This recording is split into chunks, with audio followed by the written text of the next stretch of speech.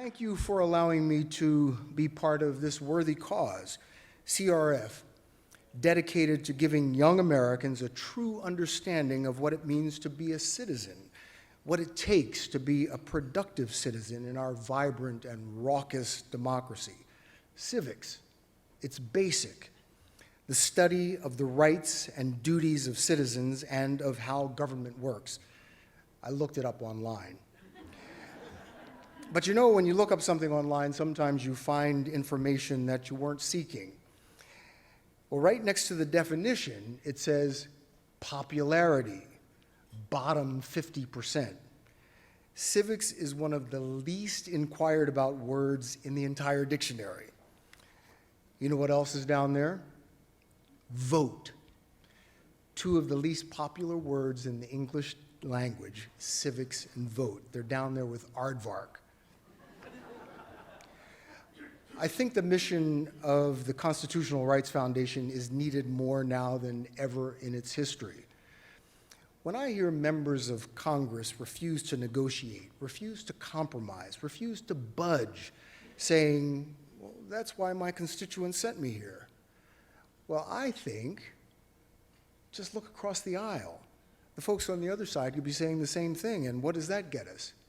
Oh, what we have in Washington now. Gridlock, anger, recrimination, a caustic environment. Congress needs a civic lesson. In my early years as a reporter, I was in Atlanta at the time the religious right was gaining political strength. They had a plan. First, elect people to the school board, then to city council, then the state legislature, then to Congress. People on the left were railing that the religious right was taking over. And I remember thinking, that's democracy. The religious right organized, they mobilized, they voted, they moved the dial in their direction.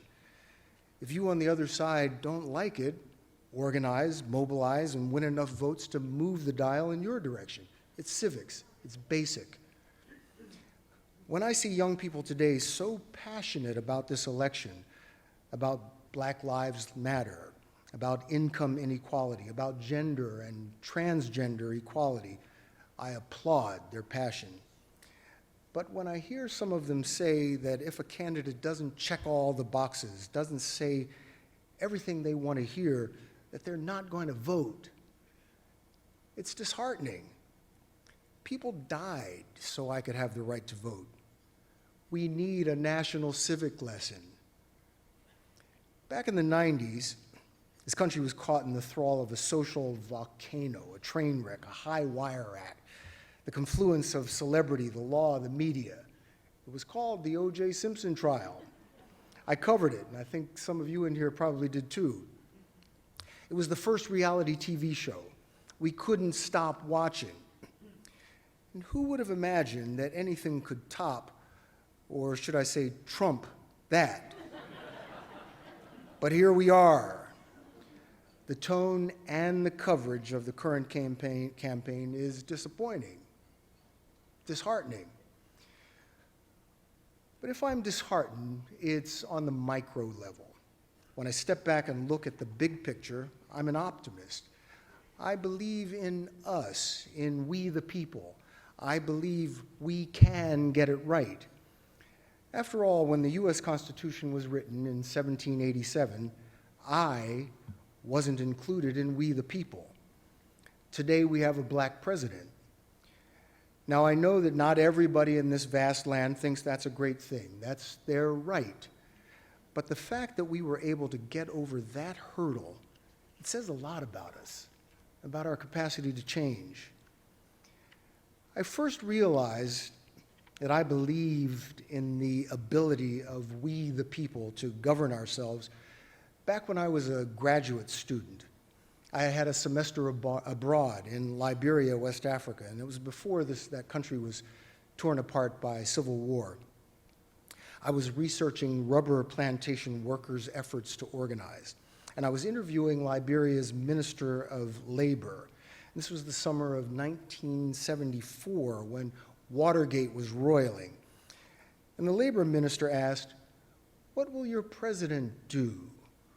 Will Nixon resign, as all the papers say, or "For what?" And I said, "Well, of course he will. The pressure is on. There's nothing else he can do." And he chuckled and said something like, "Oh, you naive young man.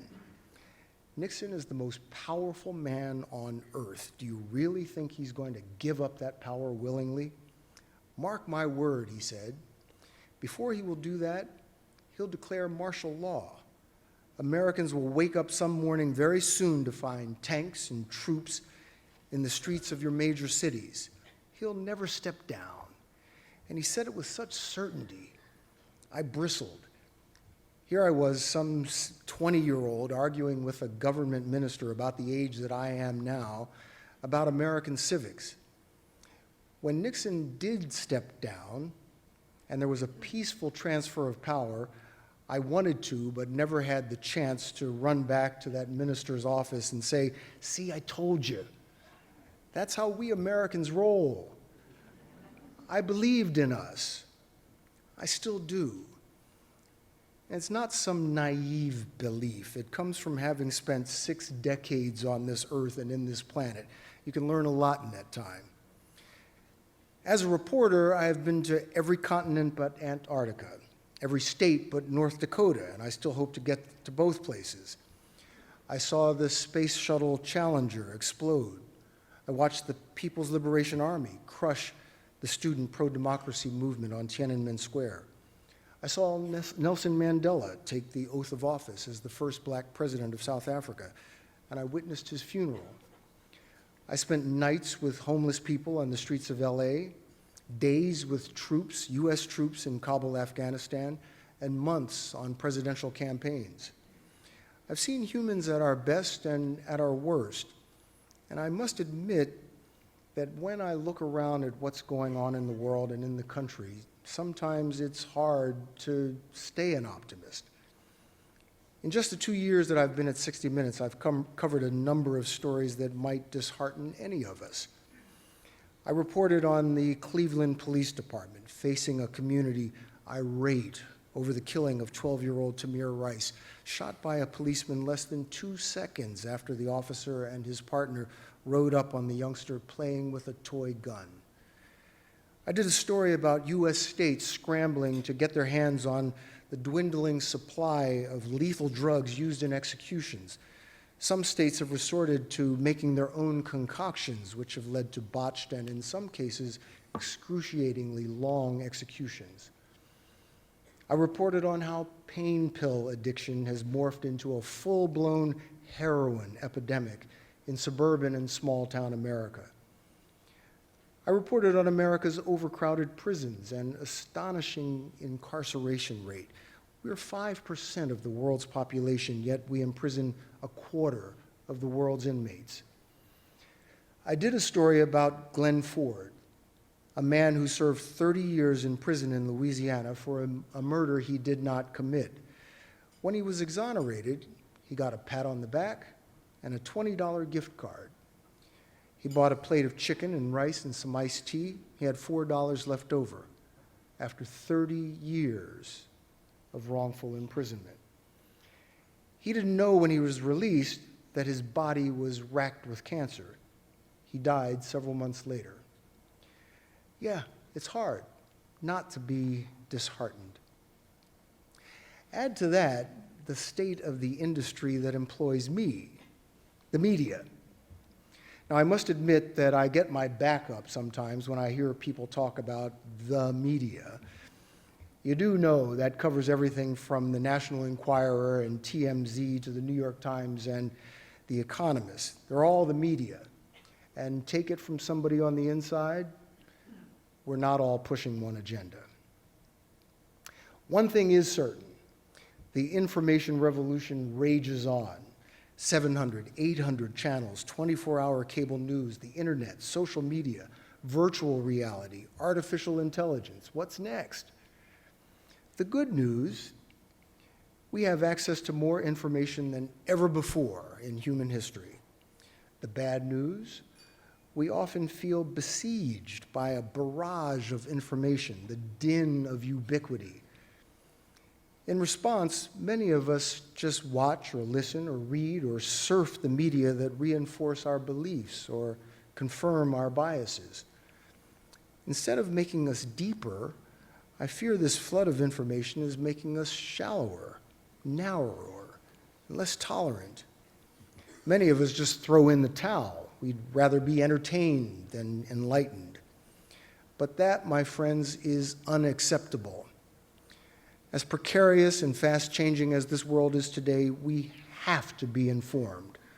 For us to govern ourselves in this fast-changing world, we must be informed.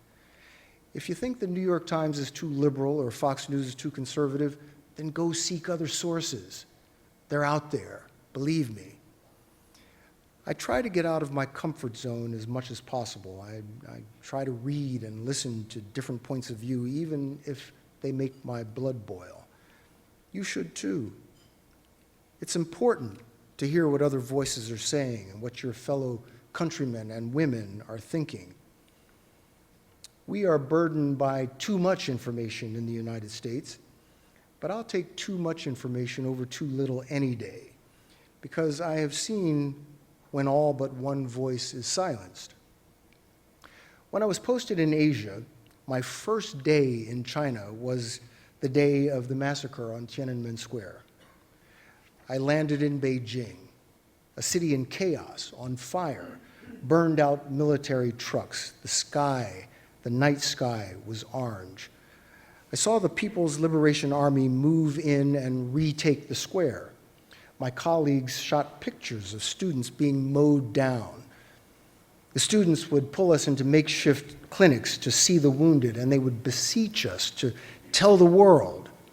We did, until the Chinese government literally pulled the plug on our broadcast. Then the government-run media shifted into high gear. Just like here after 9/11, China's state-run TV ran special reports on Tiananmen Square.